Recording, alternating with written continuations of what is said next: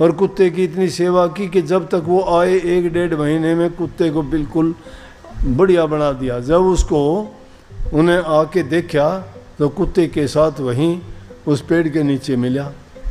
बोले अरे क्या लिया तुमने, हम सब हज करके आगे हाजिर हो गए, लेकिन तू अपना खामखा टाइम बर्बाद किया। बोला भाई क्या करूं, मुझे देखा नहीं गया, मेरे दिल में दया थी, कुत्ता बेचारा बहुत दुखे। बोला देखा था हमने भी, बदबू मारती थी, कोई हाथ भी नहीं लगाता, इसको पास में भी नहीं बैठना देते थे, और तूने इसका योग किया। क्योंकि 2-2, 3-3 दिन रुक जाते थे थके हुए लोग।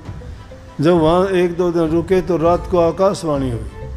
वो बोले कि हमारी तो सबकी हज कबूल होगी। रात को फिर सपना आया और आवाज़ हुई आकाशवाणी, बोला कि इन लोगों में से जो यहाँ हैं इनमें से तो एक की हज कबूल हुई है, बाकी किसी की हज कबूल नहीं हुई। खुदा के दरबार में किसी की हज मानी नहीं गई, एक ही इंसान की हज मानी गई। बोला वो कौन? बोला जो इंसान नहीं गया था, यहाँ रहा था। बोले ये कोई न्याय थोड़ा है। बोला कि जो इंसान किसी के प्रति दया भाव नहीं रखता, सच्चा जो ज्ञान नहीं जानता और जो सत्य को नहीं पहचानता, प्रभु इस प्रकार की परीक्षाएं लेता है। तुम्हारा हज झूठा था, ढकोसला था, तुम उसको मान बढ़ाई के लिए करते थे, लेकिन ये सच्चे हृदय से करना चाहता था। और उसने वहाँ हज पे जाके धक्के खाने की बजाय यहाँ एक जीव की सेवा की, उसको सुख पहुँचाया, वो भी प्रभु का बनाया हुआ है।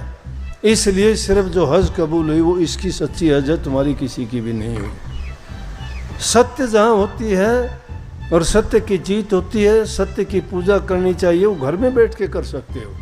ज़रूरी नहीं कि तुम मेरे पास आओ या किसी और के पास जाओ या मंदिर मस्जिद गुरुद्वारों में जल चढ़ाओ या वहाँ जाके प्रसाद चढ़ाओ, दीप जलाओ या लत्ते कपड़े चढ़ाओ, मुकुट पहनाओ। अच्छी बात है, मैं ये नहीं कहता ना करो, मैं कहता हूँ श्रद्धा है सब कुछ करो, तुम्हारे दिल में आता है, तुम्हें जो चीज़ शांति देती है करो।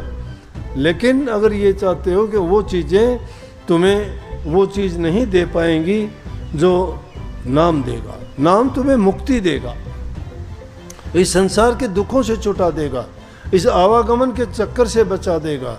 ये बार बार जो इस काल की जेड़ में आके हम यहाँ तरह तरह के खोटे मंदे कर्म करते हैं, उन कर्मों से छुटा देगा। उन कर्मों से बचाने के लिए तो नाम भक्ति है, और नाम भक्ति तो गुरु भक्ति से प्राप्त होगी। अब गुरु भक्ति क्या है? गुरु की आज्ञा का पालन करना, उसके लिए गुरुमुख बनना पड़ेगा। गुरुमुख सुखिया, मनमुख दुखिया। गुरुमुख जो है वो सुखी है, क्योंकि उसको शांति है हर चीज़ में।